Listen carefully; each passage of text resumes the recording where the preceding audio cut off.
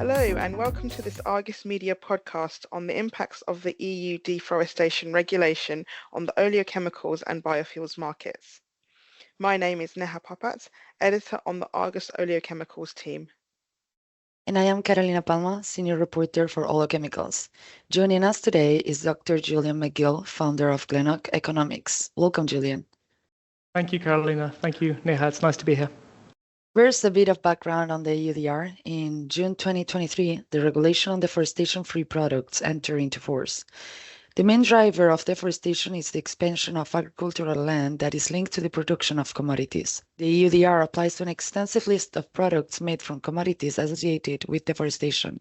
The list includes palm oil. Under the regulation, which was due to come into effect on 30 December this year, any operator or trader who places these commodities on the EU market or exports from it must be able to prove that the products do not originate from recently deforested land or have contributed to forest degradation. To be compliant, companies will need to conduct extensive due diligence on the value chain of relevant commodities and products, involving measures such as verifying the origin of commodities, making sure that suppliers meet environmental and social regulation, and implement traceability systems to track products from farm to market. Without a due diligence statement confirming due diligence has been conducted with no risk of deforestation or non-compliance, products cannot be sold in or exported from the EU market.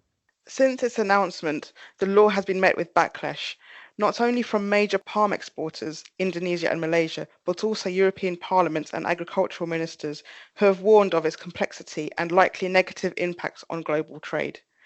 Price increases resulting from the EUDR will burden not only EU consumers, who are already strained by inflation and geopolitical instability, but also smallholders who do not have the resources to be able to provide geolocation data, many companies have argued. Now, just recently, the European Commission has proposed delaying the EUDR by 12 months following lobbying by companies and governments around the world. EU diplomats have agreed on a targeted amendment to delay application of the bloc's deforestation regulation by 12 months. The delay now needs to be approved by the European Parliament to take effect and needs to be voted through in November. If this is approved, the law would come into force on 30th of December 2025 for large companies and 30th of June 2026 for micro and small enterprises.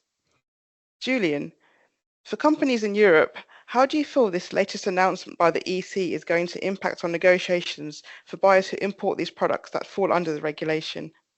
Thank you, Neha. So the issue here is that, of course, we're very, very close to the original date by which the EUDR was meant to be enacted.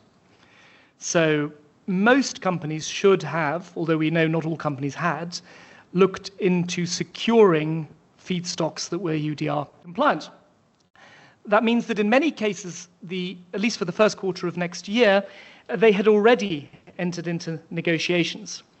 Now, not all negotiations had agreed on premiums yet. And what we're hearing is that those who had are essentially honoring the premiums that they had agreed to pay earlier. Why are they doing it? Well, one reason, of course, is that even if the EUDR is delayed by a year, they will still need suppliers in a year's time. And if they don't honor the contracts now, they may find that the companies from which they've been buying remember that in a year's time and won't supply them. The other companies that hadn't negotiated yet on the premium, of course, have seen their position strengthened.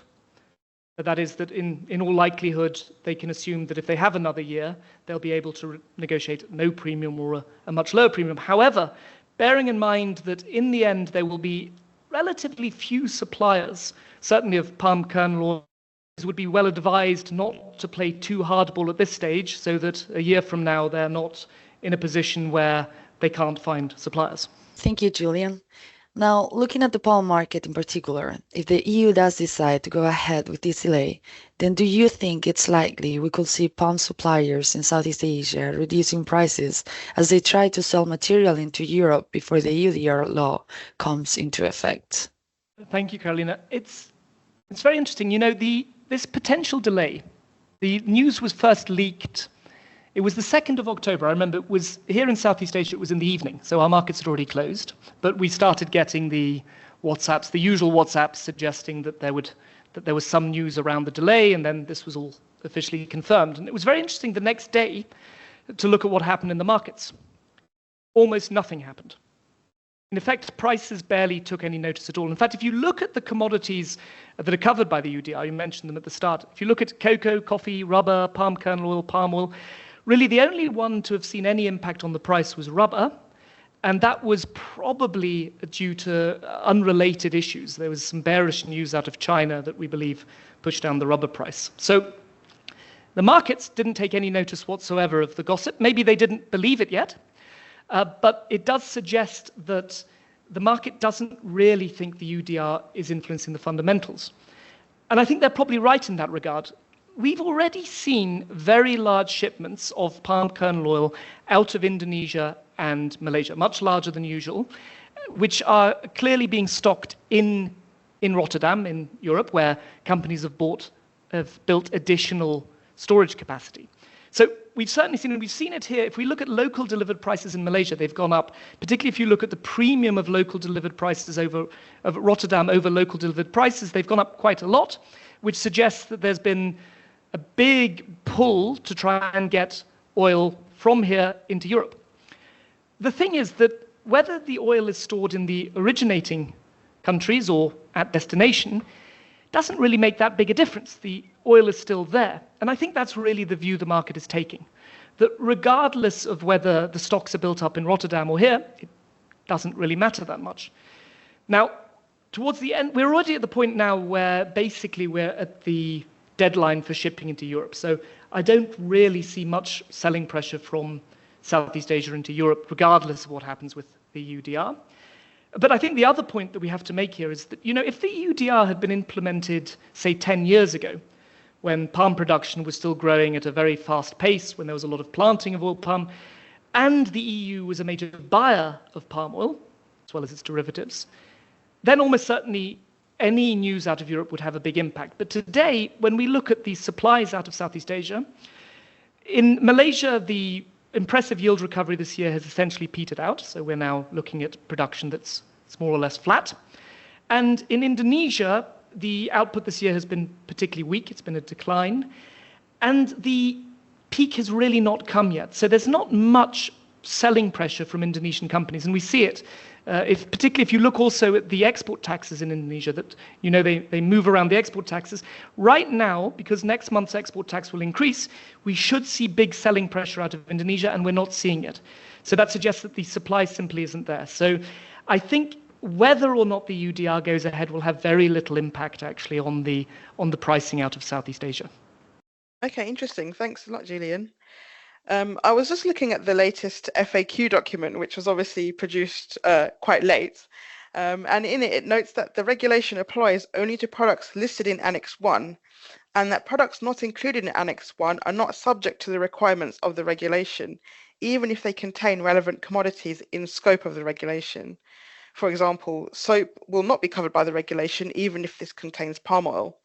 So in your opinion, if this goes ahead, do you feel that companies could look to produce the final product elsewhere and just import this into Europe, perhaps? And how could this impact on the European economy? Companies certainly are looking at that. Soap is an interesting one in that much of the soap noodles that come in to Europe are already manufactured overseas. I mean, in general, there has been a shift towards production from Southeast Asia in a lot of these areas already. I think the one that really matters in this is fatty alcohol. And there's two reasons for that. One is that we know there is a tightness around palm kernel oil because the EU's requirements in palm kernel oil are relative to the requirements in palm oil much, much greater. So the EU is a relatively important buyer of palm kernel oil still, but in palm oil not so much, which means that because palm kernel oil is the co-product produced from palm oil, it's difficult to convince sufficient companies to produce EUDR-compliant PKO. Now, that creates a problem for fatty alcohol producers who are based on palm kernel oil. And of course, fatty alcohol and palm kernel oil are both covered by the EUDR. Fatty alcohol ethoxylates and sulfonates are currently not covered by the EUDR. So I think the really big question once the EUDR eventually becomes enacted, is whether we will see a shift towards importing of the ethoxylates or sulfonates. And the truth is, of course, that almost all fatty alcohol is ethoxylated or sulfonated. So in the end, you could see a world in which, and there is additional ethoxylation capacity in places like China, there's a little bit here in Singapore as well as in Malaysia. So you could see a shift towards that. That will mean that from a buyer's perspective in Europe, you're in a very odd position. On the one hand, I suspect almost all buyers are opposed to the EUDR on the principle that the law is not very well thought out. On the other hand, they will now need to see it expanded in order to cover these products. And I note that in the original EUDR legislation, there was this idea that by June of the next year, I guess it'll now be June of 2026, they will look at certain HS codes and whether to add them. The one they mention is methyl ester, but I am certain they would also look at ethoxylates or sulfonates as a way of covering those and giving companies within Europe a fighting chance. Thank you so much, Julian. That's really interesting. Well, thank you, Julian, for joining us today for this discussion on the EUDR. And thank you all for listening. If you have any further questions or would like any information on the Argus Oleochemicals report, then please email chemicals@argusmedia.com. Goodbye.